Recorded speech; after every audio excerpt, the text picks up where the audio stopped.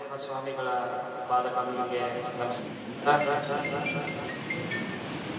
ದೊಡ್ಡೇಂದ್ರ ಮಹಾಸ್ವಾಮಿಗಳ ಪೂಜ್ಯರ ಪಾದಕಮಲಿಗೆ ನಮಸ್ಕಾರ. ಹಾಗೂ ವೇದಿಕೆ ಮೇಲೆ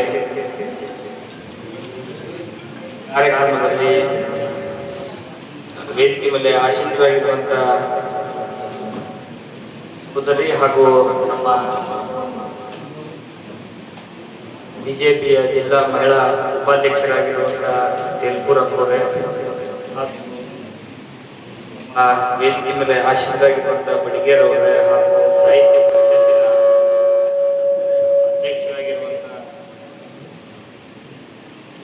ನಮ್ಮ ತೇಗಲ್ತಿಪ್ಪಿ ಅವರೇ, ಬಸವರಾಜನ ಚಾರ್ಕೋಟಿ ಅವರೇ, ಹಾಗೂ ನಮ್ಮ ಅರ್ಜುನ್ ಪಗಡೆ ಅವರೇ, ಹಾಗೂ ಅವರು ಇವರನ್ನದೇ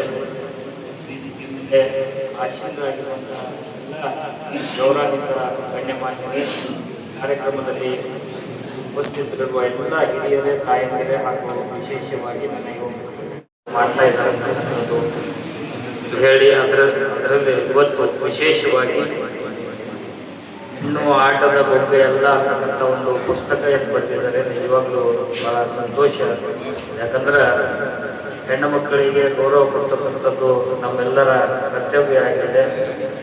ಮತ್ತು ಈಗ ನಾವು ನೋಡ್ಬೋದು, ಮುಂದಿನ ಯುಗದಲ್ಲಿ ಸುಮಾರು ನನಗನ್ಸ್ಮಟ್ಟಿಗೆ ರಾಜಕಾರಣಿಯಾಗಿ ಜಾಸ್ತಿ ಹೆಣ್ಮಕ್ಳೇ ಬರ್ತಾರಂತಕ್ಕಂಥದ್ದು ನಾನು ಭಾವಿಸ್ತೀನಿ. ಯಾಕಂದ್ರೆ ವಿಶೇಷವಾಗಿ ನಮ್ಮ ಸೇಡಂನಿಂದ ನಮ್ಮ ತೇಲ್ಪುರ್ ಅವರು ಕೂಡ ಬಹಳ ಒಂದು ಆಕ್ಟಿವ್ ಆಗಿ ಅವರು ಮುಂದೆ ಬರ್ತಾ ಇದ್ದಾರೆ.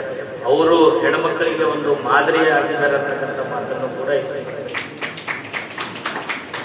ಅದರಂಗೆ ಇದೇ ರೀತಿ ಒಳ್ಳೆ ಕಾರ್ಯಕ್ರಮ ನಾವು ಮಾಡ್ರಿ.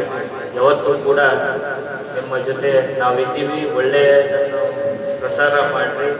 ಯಾಕಂದ್ರೆ ಈ ಯುಗದಲ್ಲಿ ಏನು ಒಂದೊಂದು ಸರ್ತಿ ನಿಮಗೂ ಕೂಡ ಸುದ್ದಿ ಮಾಡ್ಲಿಕ್ಕೆ ಬಹಳಷ್ಟು ಕಷ್ಟ ಹೋಗ್ತದೆ. ನಾನು ಬಹಳಷ್ಟು ವೀಕ್ಷಣೆ ಮಾಡೀನಿ. ಆದರೂ ಕೂಡ ತಾವು ಧೈರ್ಯ ಬಿಡಬೇಡ್ರಿ. ಏನು ಸಂಕಲ್ಪವನ್ನು ಇಟ್ಕೊಂಡು ಮುಂದೆ ಹೋಗ್ತಾ ಇದ್ರಿ, ಇದೇ ನಿಟ್ಟಿನಲ್ಲಿ ತಾವು ಹೋಗ್ರಿ. ಸದಾ ನಿಮ್ಮ ಜೊತೆ ನಿಮಗೆ ಹಾರೈಸ್ತಾ ಇರೋ ಕೂಡ ಬಹಳಷ್ಟು ಜನ ಇದ್ದಾರೆ. ನಿಮ್ಮ ಜೊತೆ ಯಾವತ್ತೂ ಕೂಡ ಶ್ರೀಗಳ ಆಶೀರ್ವಾದ ಕೂಡ ಇದೆ, ನಮ್ಮ ಸಹಕಾರ ಕೂಡ ಸದಾ ಇರುತ್ತೆ ಅಂತಕ್ಕಂಥ ಮಾತನ್ನು ಸಂದರ್ಭದಲ್ಲಿ ಹೇಳಿ, ಬಹಳಷ್ಟು ಆತ್ಮೀಯವಾಗಿ ನಮ್ಮನ್ನು ಬರಮಾಡ್ಕೊಂಡಿದ್ದೀರಿ.